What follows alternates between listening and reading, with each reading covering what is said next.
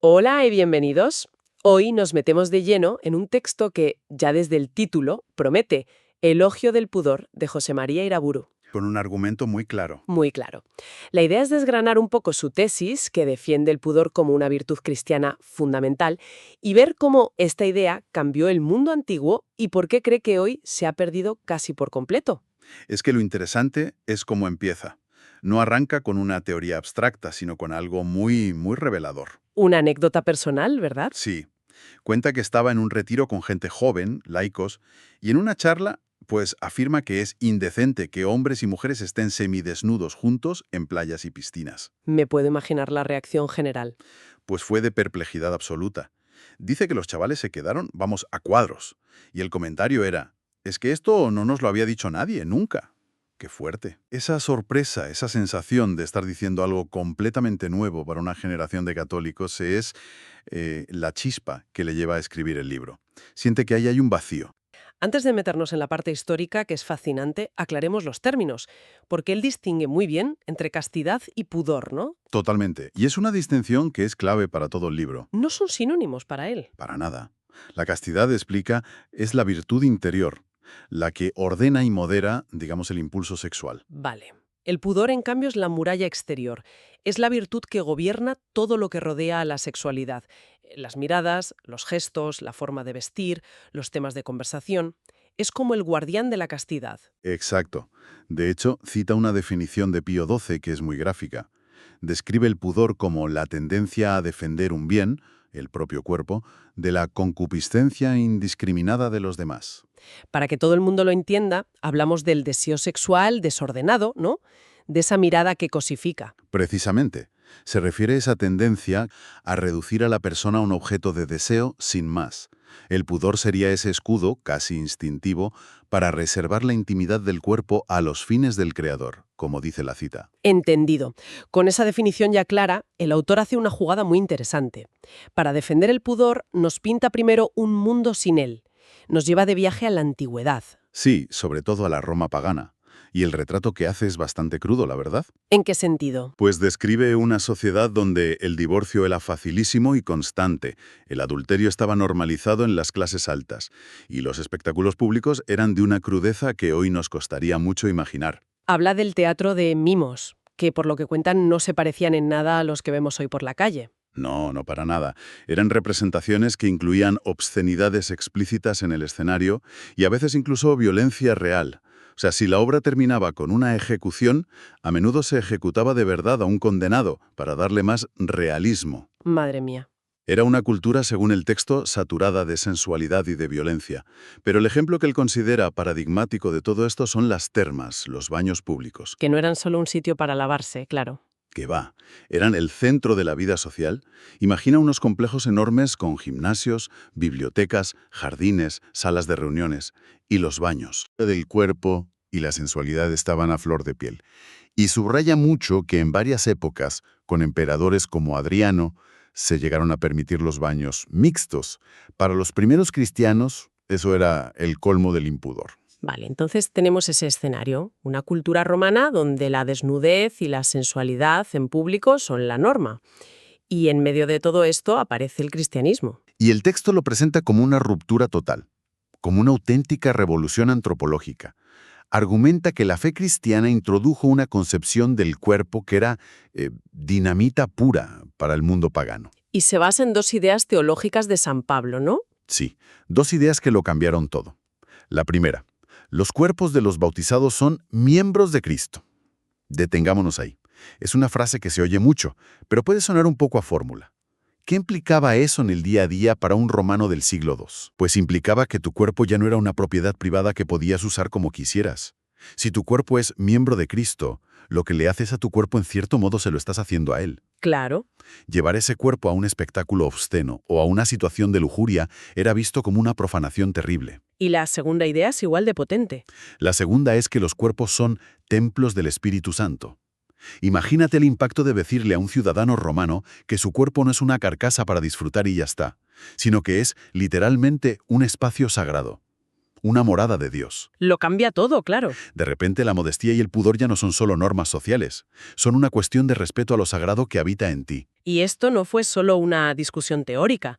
El autor insiste en que la gente se jugó la vida por estas ideas. Totalmente. Señala que la defensa de la castidad y el pudor fue una de las causas más frecuentes de martirio. Y pone un ejemplo que es muy gráfico y muy conocido. El de las santas Perpetua y Felicidad. Ese mismo. En el anfiteatro de Cartago, las arrojan a una vaca brava que las cornea y las lanza por los aires. El relato de los testigos cuenta que Perpetua, al caer y verse con la túnica desgarrada, lo primero que hizo al ponerse en pie, malherida como estaba, fue arreglársela para cubrirse. Acordándose más del pudor que del dolor, dice la crónica. Justo. La dignidad del cuerpo era más importante que el propio sufrimiento físico. Es un gesto que, encapsula toda esa nueva cosmovisión. O sea, que tenemos un mundo romano de baños mixtos y espectáculos lascivos, y una reacción cristiana que con los siglos acaba imponiendo su visión del pudor y hace desaparecer esas costumbres. Y de repente, dice el autor, en la segunda mitad del siglo XX volvemos a las andadas. Exacto. Vemos la generalización del uso mixto de playas y piscinas. ¿Y cómo explica el libro este giro de 180 grados? Porque parece una reversión histórica en tiempo récord. Pues él lo enmarca en un proceso mucho más amplio que llama descristianización, y para explicarlo no culpa a un solo factor, sino que identifica varias corrientes de pensamiento que a su juicio crearon el caldo de cultivo perfecto para este cambio. Vale, vamos a analizar esas corrientes, porque es el núcleo de su diagnóstico sobre la modernidad. La primera que menciona es el pelagianismo, que a grandes rasgos es una herejía antigua que negaba el pecado original. Defendía que la naturaleza humana es buena y puede salvarse por sí misma, sin necesidad de la gracia de Dios. Y el autor ve un neopelagianismo en la cultura actual. Una confianza ciega en que el hombre es bueno por naturaleza y sus instintos no están desordenados. Y a esto le suma otra corriente. El naturalismo, que es la idea de que la naturaleza se basta a sí misma, que no hay un orden sobrenatural. Entiendo. Entonces, él no los ve como fenómenos aislados, sino como un cóctel ideológico. Claro, Argumenta que no es que la gente de repente decidiera ir a la playa de otra manera, es que el sustrato filosófico y teológico que sostenía la antigua costumbre se erosionó.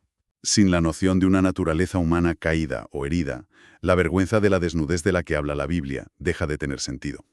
Se convierte en un tabú que hay que superar, no en una defensa natural. Y a este cóctel le añade más ingredientes todavía. Sí, añade el hedonismo, que describe como una avidez por gozar del mundo presente, que él ve como una reacción a las guerras y dificultades de la primera mitad del siglo XX. Y por último, lo que llama el modernismo progresista dentro de la propia Iglesia. Exacto. Es una crítica a cierta corriente teológica que ha dejado de predicar los aspectos más exigentes del Evangelio por un afán de no parecer anticuada. Vale, el diagnóstico es claro. Entonces, después de este análisis tan demoledor, ¿cuál es la receta? ¿Qué propone el texto como respuesta? La propuesta es doble. Por un lado, una llamada a la jerarquía, a los predicadores. Argumenta que es urgente volver a predicar el Evangelio del pudor, sin miedo. Lo compara con San Pablo en Corinto, ¿no? Justo, predicando la castidad en una de las ciudades más licenciosas del imperio. Sostiene que el silencio sobre estos temas en la predicación actual es una de las causas principales del problema, una omisión pastoral. Esa es la parte, digamos, pública. ¿Y la segunda? La segunda es más personal, para la conciencia de cada uno. Ofrece una serie de criterios para el discernimiento. Y aquí es interesante, porque subraya que no va a dar reglas de centímetros de tela. No es un manual de moda. O sea, que no es un código de vestimenta, sino más bien una brújula interior. Exactamente. Propone principios.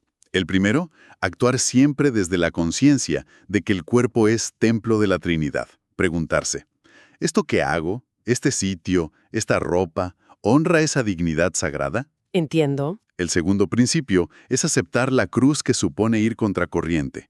Admite que vivir esto hoy es difícil, que te puede hacer parecer un bicho raro, y dice que hay que asumirlo como parte del seguimiento de Cristo. También habla de no conformarse a la mentalidad del mundo y de mirar el ejemplo de los santos.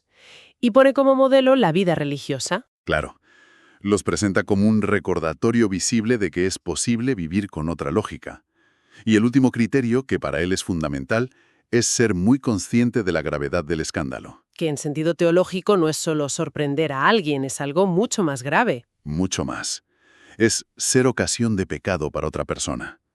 El argumento es que la falta de pudor no solo te afecta a ti, sino que puede hacer pecar a quien te mira. Por tanto, el pudor sería un acto de caridad hacia el prójimo. Entendido.